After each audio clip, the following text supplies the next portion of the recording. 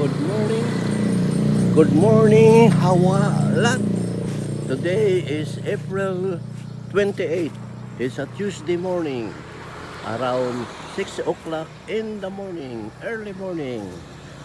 I'm here again in order to water the coconut, young dwarf coconut that are planted around the you have here my water.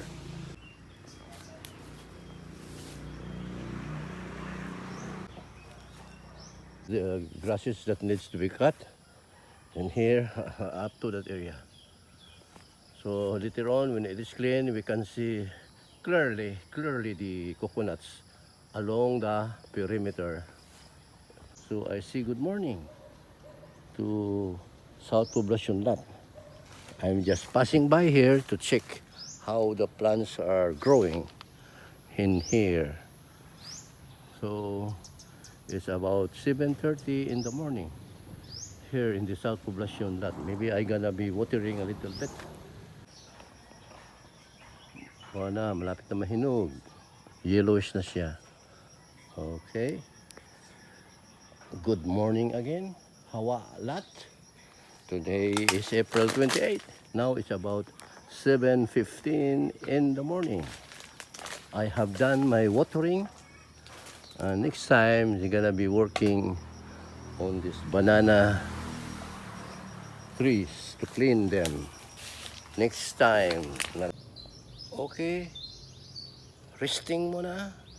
Sitting on a block here on this corner of the South Poblacion Lot. Viewed at another angle here. Here are the coconuts, plants over here, over the perimeter, and up to here, the smallest the coconut. Okay, so again, good morning. Thank you, Lord. The young coconut, one, two, and those two here. This is the lanzones, also lanzones.